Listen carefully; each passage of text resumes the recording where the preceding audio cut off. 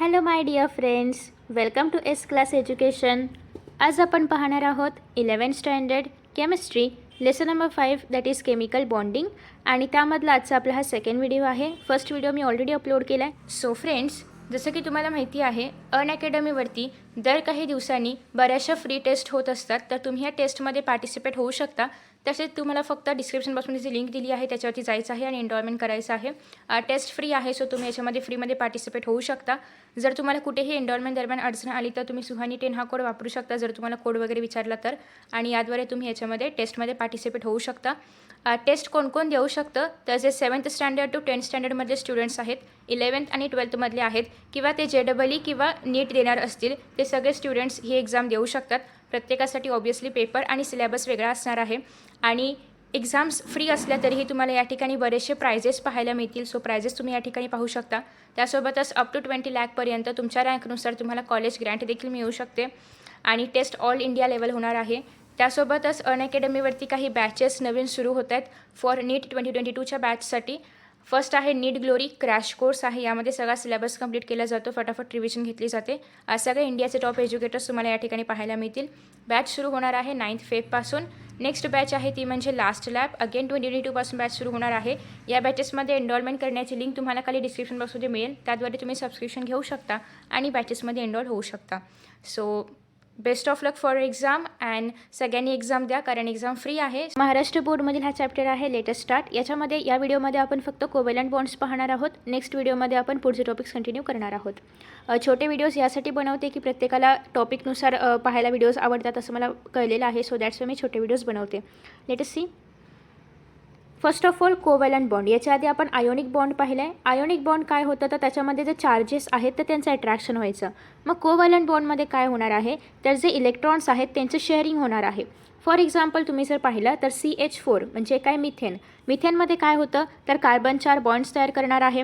आता या ठिकाणी जेव्हा हे बॉन्ड्स तयार होतात तर इथे कुठेही चार्जेसचे एक्सचेंज होत नाही. मग इथे काय होतं तर इथला जो हायड्रोजन आहे याचा एक इलेक्ट्रॉन आणि कार्बनचा एक इलेक्ट्रॉन यांच्यामध्ये म्हणजे परमनंट नाही म्हणता येणार कारण हा बॉन्ड आपण नंतर डिसोसिएशनमध्ये वगैरे तोडू शकतो. बट यांच्यामध्ये एक बॉन्ड तयार होतो आणि हा जो बॉन्ड आहे याच बॉन्डमध्ये मिथेन राहणार आहे पुढे. सो हा एक बॉन्ड झाला, हा एक बॉन्ड झाला, हा एक बॉन्ड झाला, हा एक बॉन्ड झाला. बरं, कार्बनने 4च का बॉन्ड तयार केले? 5 पण करू शकला असता, 2 पण करू शकला असता, 4च का? तर इट डिपेंड्स अपॉन व्हॅलन्सी. जर आपण कार्बनची व्हॅलन्सी फाइंड आउट केली तर कार्बनचा ॲटॉमिक नंबर काय आहे 6. सो 2,4 येणार इलेक्ट्रॉनिक कन्फिगरेशन. म्हणजेच कार्बनकडे एकतर 2 ऑप्शन आहेत. एकतर तो हे शेवटचे 4 इलेक्ट्रॉन्स कोणाला तरी देऊ शकतो आणि स्वतःचा एक ड्युप्लेट कंप्लीट करून तो स्टेबल होऊ शकतो, किंवा कोणाकडून तरी 4 इलेक्ट्रॉन्स घेऊ शकतो आणि ऑक्टेट कंप्लीट करून स्टेबल होऊ शकतो. पण प्रॉब्लेम असा आहे की याने 4 इलेक्ट्रॉन्स घेतले तर तो एवढा जास्त निगेटिव्ह चार्ज होतो की तो स्वतः त्याला झेलू शकत नाही. आणि जर याने 4 इलेक्ट्रॉन्स दिले तर तो त्याच्यावरती एवढा पॉझिटिव्ह चार्ज होतो की तो पण तो झेलू शकत नाही. मग तो काय म्हणतो, आपण देऊ शकत नाही, आपण घेऊ शकत नाही, आइए शेअर करते है. मग आता शेअरिंग करताना आपल्याला असे अजून 4 इलेक्ट्रॉन्स पाहिजेत की जे आल्यानंतर कार्बनची व्हॅलन्सी 8 होईल आणि कार्बन पूर्ण स्टेबल होईल. मग या ठिकाणी कार्बन काय करतो, 4 हायड्रोजनला बोलवतो, आजा भैया. ओके. सो आता या ठिकाणी कार्बनसोबत 4 व्हॅलन्सी असणार आहे. मग या ठिकाणी एक हायड्रोजन, या ठिकाणी एक हायड्रोजन, या ठिकाणी एक हायड्रोजन, आणि अशा पद्धतीने एक मिथेन ग्रुप या ठिकाणी तयार होतो. सिमिलरली इतर जे कंपाऊंड्स आहेत ते पण अशाच पद्धतीने कोव्हॅलंट बॉन्ड तयार करतात आणि एका कोव्हॅलंट बॉन्डमध्ये 2 इलेक्ट्रॉन्स असतात. एक तर कार्बनचा इलेक्ट्रॉन आणि एक तर हायड्रोजनचा इलेक्ट्रॉन. फिनिश. सो हेच या ठिकाणी सांगितलं आहे जे की आता आपण रीड करूयात. In 1990, Lewis suggested that there are atoms which attain inert gas configuration. म्हणजे जे नोबेल गॅस आहेत त्यांचं कन्फिगरेशन म्हणजेच शेवटचं जे काही व्हॅलन्स शेल असेल त्याच्यामध्ये ॲटलिस्ट 8 इलेक्ट्रॉन्स किंवा 2 इलेक्ट्रॉन्स जर हेलियम असेल तर कंप्लीट असायला पाहिजेत. सो 1s2 किंवा NS2 NP6 हे काय आहे तुम्हाला माहिती आहे. इलेक्ट्रॉनिक कन्फिगरेशन आहे. सेकंड चॅप्टरमध्ये ॲटॉमिक स्ट्रक्चर चॅप्टरमध्ये आपण याच्याबद्दल पाहिलेलं आहे.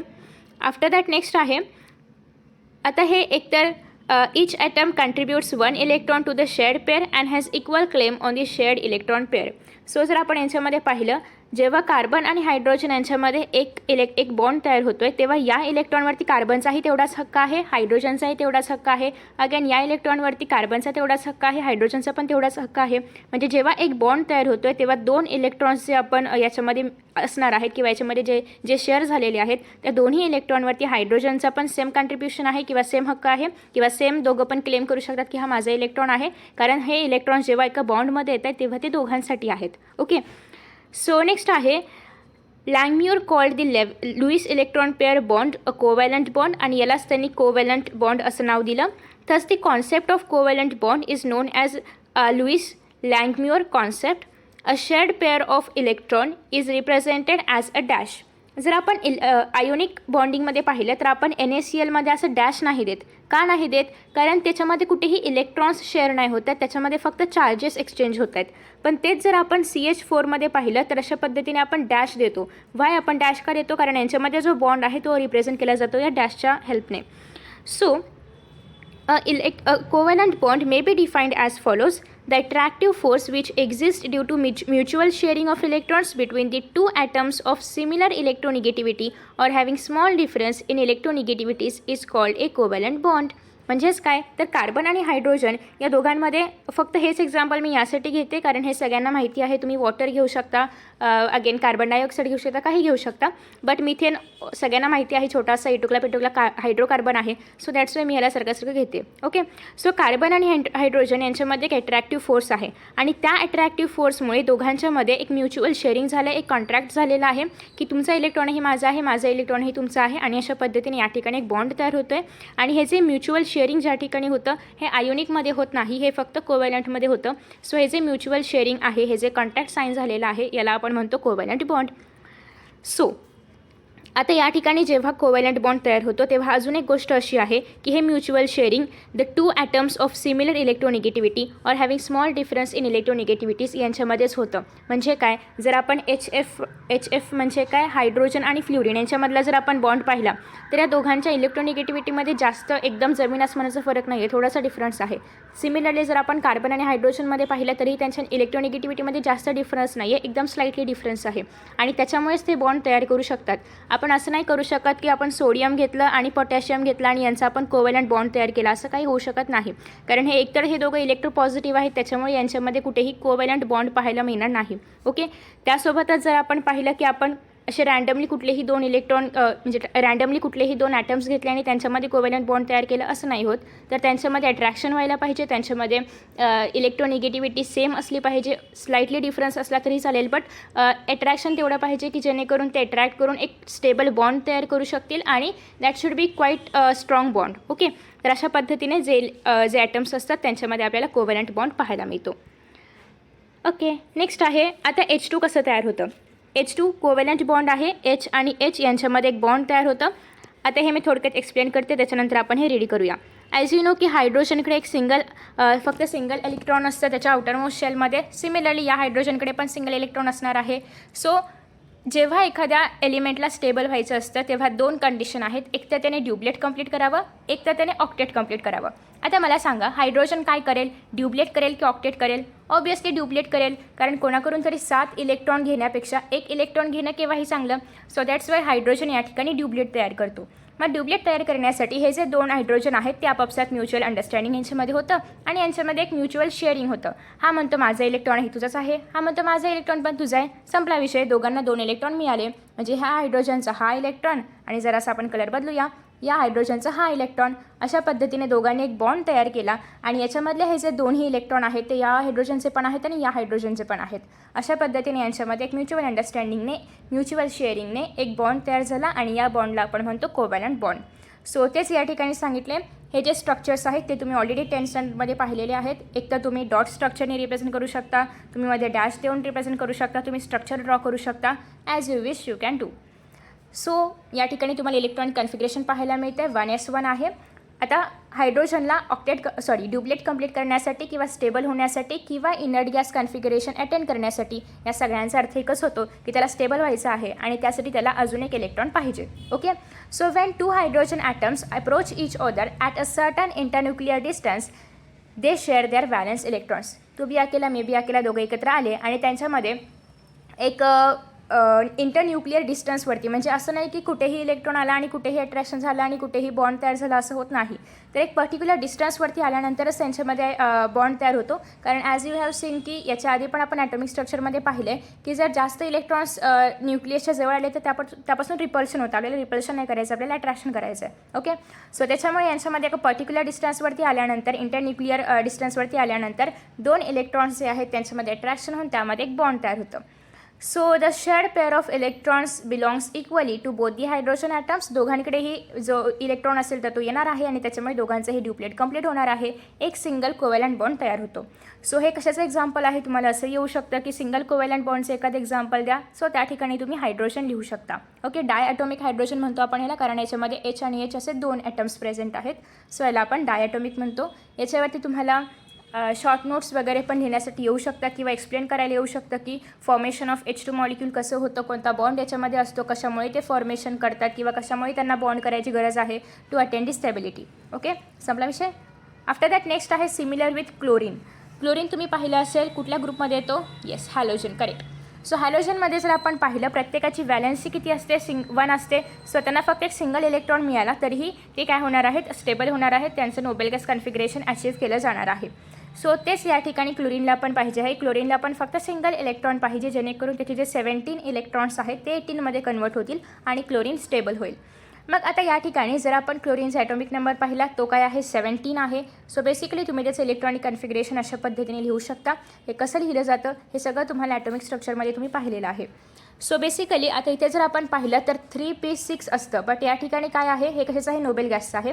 बट या ठिकाणी काय आहे, 3p5 आहे. याचा अर्थ क्लोरीनला अजून एक सिंगल इलेक्ट्रॉन पाहिजे तेव्हा तो काय होणार, स्टेबल होणार. मग आता कोणाला शोधायचं, मग हे लोक काय करतात, क्लोरीनच एकत्र येतात. म्हणजे काय, तर हा एक क्लोरीन आहे, याला एक इलेक्ट्रॉन पाहिजे, हा एक क्लोरीन आहे, याला एक इलेक्ट्रॉन पाहिजे. मग हा क्लोरीन आणि हा क्लोरीन यांच्यामध्ये पुन्हा एकदा म्युच्युअल शेअरिंग होतं आणि जो शेवटच्या शेलमधला एक इलेक्ट्रॉन आहे ते दोघंही हे लोक शेअर करतात. मग आता आपण सिमिलर जसं की मगाशी आपण पाहिलं होतं हायड्रोजनसाठी तसंच सेम आहे. सपोज करा की हा तो शेवटच्या शेलमधला इलेक्ट्रॉन आहे आणि या ठिकाणी अजून एक क्लोरीन आहे, याच्या पण शेवटच्या शेलमध्ये इलेक्ट्रॉन आहे. सो यांच्यामध्ये एक बॉन्ड तयार होणार आहे आणि या बॉन्डमुळे काय होणार आहे, हा पर्पल इलेक्ट्रॉन पण ह्याचा होणार, रेड इलेक्ट्रॉन पण ह्याचा होणार. सिमिलरली हा रेड इलेक्ट्रॉन आणि हे पर्पल इलेक्ट्रॉन दोन्ही पण ह्याचे झाले. म्हणजे याच्या मधून काय आपल्याला कळते की एक जो इलेक्ट्रॉन पाहिजे होता तो यालाही मिळाला आणि यालाही मिळाला आणि दोघेही स्टेबल झाले. पण कशामुळे, Cl2 कंपाऊंड तयार झाल्यामुळे. सो या ठिकाणी पण डायक्लोराईड आपल्याला पाहायला मिळतं आहे आणि दोघांचंही ऑक्टेट कंप्लीट आहे. सो दोघंही स्टेबल आहेत. आता हे तुम्ही अशा पद्धतीने स्ट्रक्चर दाखवलेलं आहे, या ठिकाणी दाखवू शकता. आणि जेव्हा हे दोघं स्टेबल होतील तेव्हा ते काय कन्फिगरेशन अटेंड करणार आहेत, 18 नंबरचं, 18 म्हणजे 18 होतं ना त्यांच्यामध्ये इलेक्ट्रॉन. सो 18 नंबरचं कन्फिगरेशन अटेंड करणार आहेत. 18 म्हणजे काय, अर्गॉन. सो हे झाले अर्गॉनचं इलेक्ट्रॉनिक कन्फिगरेशन त्यांनी अटेंड केलेलं आहे. So they will be stable. Okay, structure तुम्ही नीट लक्षात ठेवा कारण तुम्हाला स्ट्रक्चर वगैरे ड्रॉ करण्यासाठी येऊ शकतं. जसं की हे खूप इझी आहे असं तुम्हाला डायरेक्टली येणार नाही, बट तुम्हाला अगेन नोट्स मेकिंगमध्ये किंवा कुठेतरी शॉर्ट नोट्समध्ये वगैरे हे सगळं येऊ शकतं. आफ्टर दॅट नेक्स्ट आहे the dots represent the electrons. तर इलेक्ट्रॉन्स दाखवण्यासाठी आपण डॉट्सचा वापर करतो आहे. मग या ठिकाणी जे हे सगळे डॉट्स आहेत ते काय दाखवत आहेत, इलेक्ट्रॉन्स दाखवत आहेत. So okay, let us see की याच्याबद्दल आता इथे काय सांगितलं आहे. Structures are refer to as Lewis structures. हे जे सगळे स्ट्रक्चर्स आहेत डॉटवाले याला आपण लुईस स्ट्रक्चर्स म्हणतो. सो लुईस यांनी बेसिकली काय सांगितलं होतं हे आपण प्रिव्हियस व्हिडिओमध्ये पाहिले. आता जस्ट आपण एक रिपीट टेलिकास्ट करूया. ओके, ते सिरियसमध्ये असतं ना रिपीट टेलिकास्ट, तसं आपण करूया. सपोज की आपल्याकडे आहे सोडियम. ॲज यू नो की सोडियमचा ॲटॉमिक नंबर काय आहे, 11. म्हणजे फर्स्ट शेलमध्ये किती असणार आहेत, 2 इलेक्ट्रॉन. लास्ट शेलमध्ये किती असणार आहेत, 8 इलेक्ट्रॉन. त्याच्यानंतरच्या शेलमध्ये किती असणार आहेत, 1 इलेक्ट्रॉन. ओके, सो अशा पद्धतीने क्लोरीनमध्ये इलेक्ट्रॉनिक कन्फिगरेशन असणार आहे 2,8,1. तुम्ही कसंही लिहू शकता configuration as you wish. So 2,1,1 हे झालं याचं इलेक्ट्रॉनिक कन्फिगरेशन. मग आता हे आपण कसं दाखवणार आहोत, तर हा जो शेवटच्या शेलमधला जो इलेक्ट्रॉन असतो तोच फक्त आपण लुईस स्ट्रक्चरमध्ये दाखवतो. शेवटच्या शेलमध्ये किती इलेक्ट्रॉन आहे, 1 आहे. सो लुईस स्ट्रक्चरमध्ये आपण फक्त एवढंच दाखवणार आहोत. या ठिकाणी डॉट दाखवणार आहोत which represents the electron. Similarly जर आपण फ्ल्युरिन घेतलं तर फ्ल्युरिनचा ॲटॉमिक नंबर काय आहे, 9. म्हणजे फर्स्ट शेलमध्ये 2 इलेक्ट्रॉन, लास्ट शेलमध्ये 7 इलेक्ट्रॉन. सो फ्ल्युरिन दाखवताना आपण लिहिणार आहोत F1 2 3 4 5 6 आणि 7 बस. अशा पद्धतीने आपण लुईस स्ट्रक्चर काढणार आहोत फ्ल्युरिनचं. सो हे झालं लुईस स्ट्रक्चरबद्दल. The Lewis dot structure can be written for other molecules also in which the combining atoms may be identical or different. आतापर्यंत आपण हायड्रोजन आणि हायड्रोजन यांचं लुईस स्ट्रक्चर पाहिलं. त्याच्यानंतर आपण क्लोरीनसाठी पाहिलं. हे काय झाले, सिमिलर आयडेंटिकल ॲटम्स होते. तर असं काही आहे का की लुईस स्ट्रक्चर आपण फक्त आयडेंटिकल ॲटम्ससाठी वापरतो? तर असं काही नाही आहे. जे डिफरंट ॲटम्स आहेत असं काही जरुरी नाही आहे ना की फक्त दोघं सेम ॲटम्सच एकत्र येऊन त्यापासून बॉन्ड तयार होईल आणि त्यापासून मॉलिक्यूल तयार होईल, असं काही गरजेचं नाही आहे. कोणतेही विदाऊट सिमिलर किंवा आयडेंटिकल नाही आहेत, डिफरंट आहेत असेही ॲटम्स एकत्र येऊन त्यांच्यापासूनही बॉन्ड तयार होऊ शकतो, त्यांचंही स्ट्रक्चर आपण ड्रॉ करू शकतो. So following are the important features of covalent bond. एक तर पहिली गोष्ट, each bond is formed as a result of sharing of electron pair between two atoms. जर आपण या ठिकाणी अगेन क्लोरीनचं एक्झाम्पल घेतलं, असं कसं झालं हे, क्लोरीनचं एक्झाम्पल घेतलं तर ह्याचा एक इलेक्ट्रॉन आहे, याचा एक इलेक्ट्रॉन आहे. म्हणजे प्रत्येक शेअरिंगमध्ये आपल्याला 2 इलेक्ट्रॉनचं शेअरिंग पाहायला मिळणार आहे, कुठेही जरी तुम्ही गेलात तरीही. पुन्हा जर आपण या ठिकाणी कार्बन आणि हायड्रोजन यांच्यामध्ये जर आपण म्हणजे शेअरिंग बघायचं म्हटलं तर या ठिकाणी पण प्रत्येक वेळेस जो एक बॉन्ड असणार आहे त्याच्यामध्ये 2च इलेक्ट्रॉन्स फक्त येतात. ओके, म्हणजे a single bond represents 2 electrons. Next आहे the combining atoms attain the overall shell noble gas configuration as a result of sharing of electrons. त्यासोबतच आपण पाहिलं की हायड्रोजन असो किंवा क्लोरीन असो यांनी बॉन्ड का तयार केला, स्टेबिलिटी अटेंड करण्यासाठी. स्टेबिलिटी केव्हा मिळते, जेव्हा ते नियरेस्ट नोबेल गॅसचं इलेक्ट्रॉनिक कन्फिग्रेशन त्यांना मिळतं तेव्हा. मग एकतर ते ड्युप्लेट तयार करतात किंवा एकतर ते ऑक्टेट तयार करतात. ओके. सो जर आपण या ठिकाणी वॉटर आणि CCl4चं स्ट्रक्चर जर आपण पाहिलं तर तुम्हाला अगेन यामध्ये पाहायला मिळते की इथे आहे आपला हायड्रोजन, इथे आहे हायड्रोजन आणि इथे तुम्हाला 2 इलेक्ट्रॉन पाहायला मिळतात. ऑब्वियसली यातला एक इलेक्ट्रॉन हायड्रोजनचा असणार आहे, एक इलेक्ट्रॉन ऑक्सिजनचा असणार आहे. ॲज यू नो की ऑक्सिजनची व्हॅलेन्सी किती आहे, 2 आहे. त्याच्यामुळे ऑक्सिजनने 2 बॉन्ड्स तयार केलेत, एक आहे ते म्हणजे हायड्रोजनसोबत, एक आहे ते म्हणजे या हायड्रोजनसोबत. ओके, सो हे झालं वॉटरचं स्ट्रक्चर. या ठिकाणी हायड्रोजनने आपलं ड्युप्लेट कंप्लीट केलं आहे, या हायड्रोजनने पण ड्युप्लेट कंप्लीट केलेलं आहे. आणि जर तुम्ही पाहिलं तर 1 2 3 4 5 6 7 8 ऑक्सिजनने ऑक्टेट कंप्लीट केलेलं आहे. आय नो की हे जरा खूप स्लो होतं आहे, बट तुम्ही स्पीड वगैरे इन्क्रीज करू शकता किंवा स्किप करू शकता video. After that next again CCl4मध्ये जर आपण पाहिलं तर ॲज यू नो की कार्बनची व्हॅलेन्सी किती असायला पाहिजे, 8 असायला पाहिजे, बट किती असते, 4 असते. सो कार्बन काय करतो, प्रत्येक क्लोरीनसोबत एक बॉन्ड तयार करतो आणि या ठिकाणी 4 क्लोरीन येतात. ॲज यू नो की क्लोरीनची व्हॅलेन्सी किती आहे, 1 आहे. सो क्लोरीन ऑब्वियसली कार्बनच्या एका ॲटमसोबत कंबाईन होतं आणि त्या ठिकाणी म्युच्युअल शेअरिंगमधून एक बॉन्ड तयार होतो. म्हणजे अशाच पद्धतीने कार्बन आणि क्लोरीन यांच्यामध्ये एकूण 4 बॉन्ड्स तयार होतात आणि CCl4 तयार होतं. ओके, आफ्टर दॅट नेक्स्ट आहे फॉर्मेशन ऑफ मल्टिपल बॉन्ड्स. आतापर्यंत आपण एक बॉन्डसोबत खेळत होतो, आता आपण मल्टिपल बॉन्ड्स पाहूया. So when 2 atoms share 1 electron pair they are said to be joined by a single covalent bond. जेव्हा 2 ॲटम्स एकत्र येतात आणि त्यांच्यामध्ये जेव्हा कोव्हॅलंट बॉन्ड तयार होतं तेव्हा एक कोव्हॅलंट बॉन्ड किती इलेक्ट्रॉन्स रिप्रेझेंट करतात, 2 रे, 2 इलेक्ट्रॉन्स रिप्रेझेंट करतात. मग त्याच पद्धतीने सपोज की 2 ॲटम्समध्ये 2 बॉन्ड असतील तर किती इलेक्ट्रॉन्स रिप्रेझेंट केले जातील, 4 इलेक्ट्रॉन्स. 3 बॉन्ड असतील तर 6 इलेक्ट्रॉन्स. ओके, तर अशा पद्धतीने जेवढ्या इलेक्ट्रॉनची आवश्यकता असेल त्या पद्धतीने कोव्हॅलंट बॉन्ड्स तयार होतात. सो लेटेस्ट आपण काही एक्झाम्पल्स पाहूया. जर तुम्ही नायट्रोजन पाहिलं, डायॲटॉमिक नायट्रोजन, तर ॲज यू नो की नायट्रोजनचा ॲटॉमिक नंबर किती आहे, 7 आहे. म्हणजे 1s2 2s2 2p किती झाले रे, 3. ओके, सो अशा पद्धतीने हे झालं याचं इलेक्ट्रॉनिक कन्फिग्रेशन. आता याला अजून किती इलेक्ट्रॉन पाहिजेत शेवटचं शेल पूर्ण कंप्लीट होण्यासाठी, तर अजून 3 इलेक्ट्रॉन पाहिजेत. कारण 2p काय असतं, 6 असतं, बट या ठिकाणी किती आहे, 3 आहे. सो अजून या ठिकाणी 3 इलेक्ट्रॉन्स पाहिजेत. म्हणजे ऑब्वियसली नायट्रोजन जेव्हा 3 बॉन्ड्स तयार करेल कुठल्या तरी दुसऱ्या एखाद्या मोनोव्हॅलंट ॲटमसोबत, तर तेव्हा ऑब्वियसली तो काय होणार आहे, स्टेबल होणार आहे. अगेन जर तुम्ही दुसरा नायट्रोजन घेतला, ऑब्वियसली याची पण व्हॅलेन्सी 3 असणार आहे. मग हे दोघं काय करतात, आपापसातच बॉन्ड तयार करतात. म्हणजे या नायट्रोजनला पण 3 बॉन्ड्स तयार करायचे आहेत आणि हा जो आपला दुसरा नायट्रोजन आहे याला पण 3 बॉन्ड्स तयार करायचे आहेत. याला पण 3 इलेक्ट्रॉन पाहिजे, त्याला पण 3 इलेक्ट्रॉन पाहिजेत.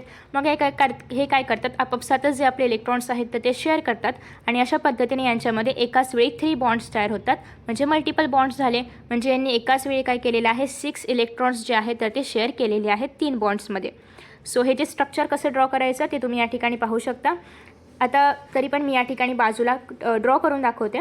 सो हा आहे आपला नायट्रोजन आणि हा असं का होतं आहे, हा आहे आपला नायट्रोजन आणि हा आहे आपला दुसरा नायट्रोजन.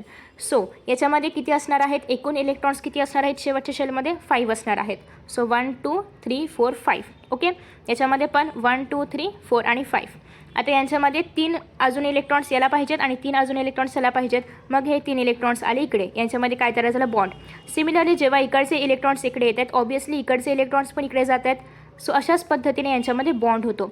आता जे इलेक्ट्रॉन्समध्ये आहेत, म्हणजे जे इलेक्ट्रॉन्स यांनी शेअर केलेले आहेत, ते इलेक्ट्रॉन्स कशा दाखवणार आहोत आपण, यांना आपण एका बॉन्डमध्ये घेणार आहोत. आता बॉन्डमध्ये घेण्यासाठी आपण काय करू शकतो, लेट मी रेज दिस ऑल.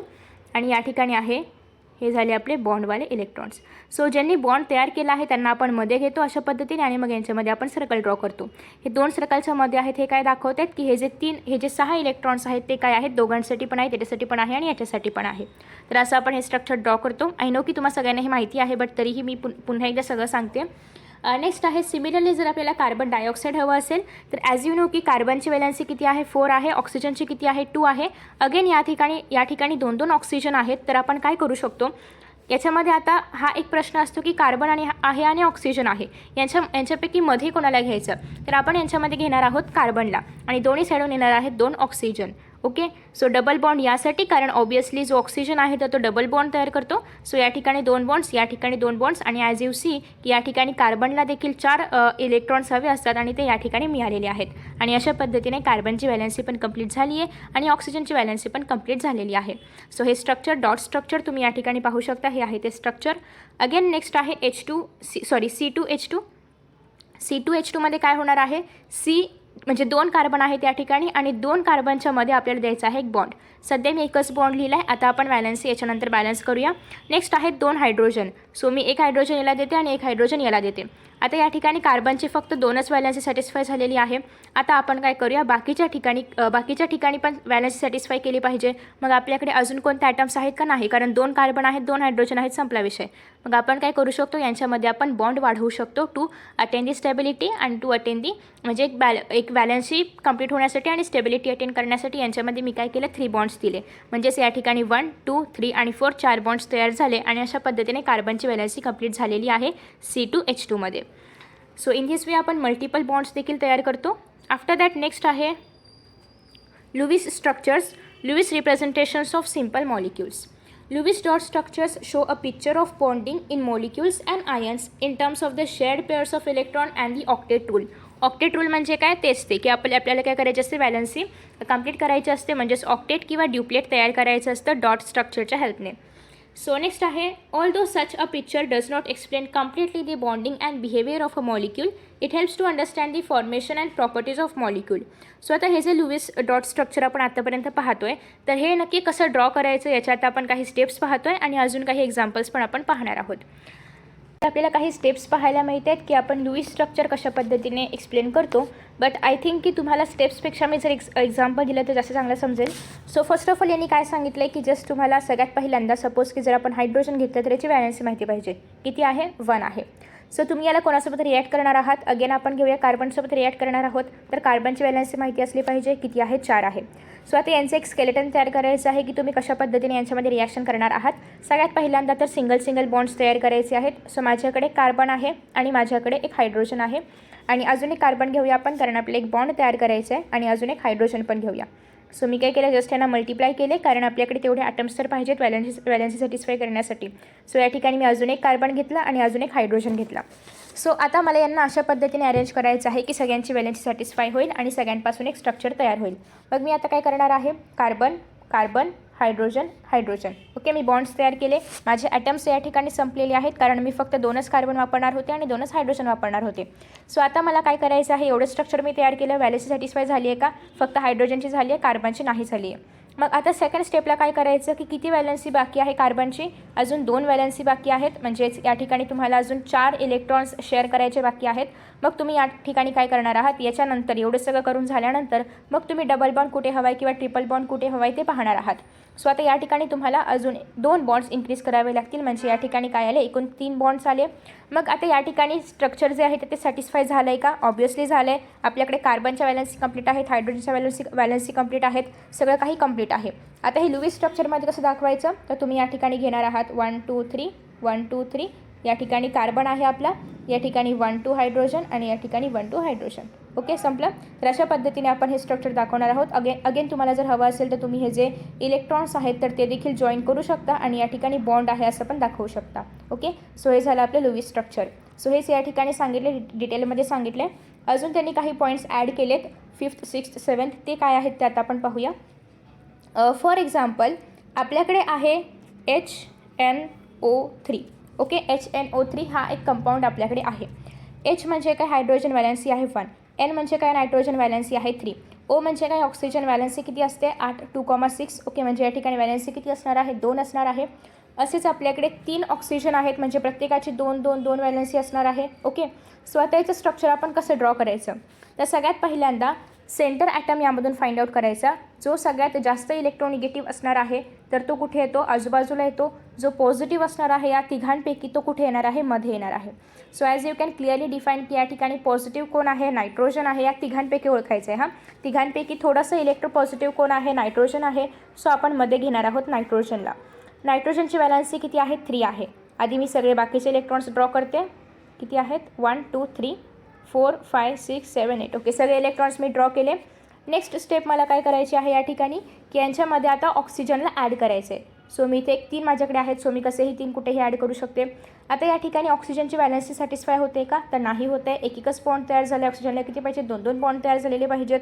सो आता या ठिकाणी मी काय करणार आहे, इथे हा जो एक आपला ऑक्सिजन आहे याला मी एक हायड्रोजन देते. आता ऑक्सिजनची व्हॅलेन्सी कंप्लीट झाली का, तर झालेली आहे. या ठिकाणी होते का, नाही होते. मग आता इकडचे जे 2 इलेक्ट्रॉन्स आहेत याला मी थोडंसं रिमूव्ह करते आणि त्याच इलेक्ट्रॉन्सला मी काय करणार आहे, इथे शिफ्ट करणार आहे. ओके, असं आपण करू शकतो की या ठिकाणी जे इलेक्ट्रॉन होते त्यांना मी जस्ट या ठिकाणी शिफ्ट केलं. ओके, सो आता इलेक्ट्रॉन्स इथे शिफ्ट केल्यानंतर या ठिकाणी डबल बॉन्ड तयार झाला आणि आता इकडचे जे ऑक्सिजन आहे तर ते पण सॅटिस्फाय झाले. इकडचे जे ऑक्सिजन आहे ते पण सॅटिस्फाय झाले. बट हा ऑक्सिजन सॅटिस्फाय होते का, नाही होत आहे. याला अजून 2 इलेक्ट्रॉन एक्स्ट्रा पाहिजेत. मग आता ते कुठून आणायचे, तर असं होऊ शकतं का, आपण कुठूनही इलेक्ट्रॉन घेऊ शकतो का, नाही घेऊ शकत. कारण आपला फॉर्म्युला तर हाच राहणार आहे, म्हणजे हेच ॲटम्स आले पाहिजेत. मग याच्यावरती आपण देणार आहोत एक निगेटिव्ह चार्ज आणि याच्यावरती आपण देणार आहोत पॉझिटिव्ह चार्ज. याचा अर्थ काय होतो की या ठिकाणी जेव्हा अशा पद्धतीचे चार्ज आपण देतो तर ह्याला, या चार्जेसला आपण काय म्हणतो, कॅटायन आणि एनायन. जो पॉझिटिव्ह चार्ज आहे त्याला आपण म्हणतो कॅटायन आणि जो निगेटिव्ह चार्ज आहे त्याला आपण म्हणतो एनायन. आता या ठिकाणी केटायन जेव्हा आपण इथे चार्ज देणार आहोत याचा अर्थ काय होतो की हा जो ऑक्सिजन आहे त्याने याच्याकडून एक इलेक्ट्रॉन बोरो केलेला आहे किंवा घेतलेला आहे. तो आपण चार्जने दाखवतो कारण आपण इथे इलेक्ट्रॉन्सने दाखवू शकत नाही, कारण ऑब्वियसली नायट्रोजनकडे तो इलेक्ट्रॉनच नाही आहे. सो त्याच्यासाठी आपण चार्जेसचा वापर करतो की या ठिकाणी ऑक्सिजनच्या डोक्यावरती एक एनायन चार्ज आलेला आहे आणि नायट्रोजनच्या डोक्यावरती एक पॉझिटिव्ह चार्ज म्हणजेच केटायन चार्ज आलेला आहे. याचा अर्थ नायट्रोजनचा जो चार्ज आहे किंवा नायट्रोजनचा जो इलेक्ट्रॉन आहे तो आपण तिकडे ॲज अ चार्जच्या फॉर्ममध्ये दिलेला आहे आणि ऑब्वियसली ऑक्सिजनने ॲज अ चार्जच्या फॉर्ममध्ये मायनस साईन दाखवून तो काय केलेला आहे, स्वीकार केलेला आहे. तर अशा पद्धतीने आपण हे जे स्ट्रक्चर आहे तर ते ड्रॉ करतो केटायन आणि एनायनच्या फॉर्ममध्ये. हे कधी होतं, तर जेव्हा एखाद्या कंपाऊंडमध्ये आपण इलेक्ट्रॉन्स जे आहेत ते सगळे सॅटिस्फाय होतात सेंटर ॲटमचे, बट तरीही जे सराउंडिंग ॲटम्स आहेत, फॉर एक्झाम्पल या ठिकाणी हा काय आहे, सराउंडिंग ॲटम आहे, तर याची जी व्हॅलेन्सी आहे तर ती सॅटिस्फाय होत नाही आणि तेव्हा आपल्याला चार्जेसचा वापर करावा लागतो. या ठिकाणी अजून एक कॉन्सेप्ट आहे डेटिव्ह बॉन्ड, बट ते आपण नंतर पाहूया. सो इन धिस वे हेच होतं या ठिकाणी स्ट्रक्चरबद्दल. नेक्स्ट या ठिकाणी अजून काही एक्झाम्पल्स आहेत ते आता आपण पाहूया. ओके, ओके, आफ्टर दॅट या ठिकाणी अजून एक पॉईंट असा आहे की सपोज असं काय झालं की आपण सगळे व्हॅलेन्सी सॅटिस्फाय केले आणि तर आपल्याकडे इलेक्ट्रॉन्स अजून शिल्लक राहत आहेत. ओके, असं होऊ शकतं ना की आपण सगळ्या व्हॅलेन्सी फुलफिल केल्या आणि इलेक्ट्रॉन्स अजून शिल्लक राहिले, तर तेव्हा त्याचे शिल्लक राहिलेले इलेक्ट्रॉन्स असतात त्याला आपण म्हणतो lone pair electrons. Okay, for example जर आपण सल्फर वगैरे जर घेतलं असेल एखाद्या कंपाऊंडमध्ये तर सल्फरचे बरेचसे इलेक्ट्रॉन्स काय होतात, शिल्लक राहतात आणि ते जे बाकी उरलेले इलेक्ट्रॉन्स असतात की जे कोणासोबतही बॉन्ड तयार करत नाही तर त्या इलेक्ट्रॉन्सला आपण म्हणतो ते लोन पेअर आहेत. Okay, okay, after that next आहे तुम्हाला या ठिकाणी लुईस स्ट्रक्चर पाहायला मिळते. फॉर हायड्रोजन हे असं येतं, हे आपण मगाशी पण पाहिले. ॲज यू नो की ऑक्सिजनची व्हॅलेन्सी 2 आहे. सो दोन ऑक्सिजन एकमेकांच्या व्हॅलेन्सी सॅटिस्फाय करत आहेत. O3 असेल तर या ठिकाणी ॲज यू नो की व्हॅलेन्सी ऑक्सिजनची 2च आहे, त्याच्यामुळे या ठिकाणी डबल बॉन्ड झाले.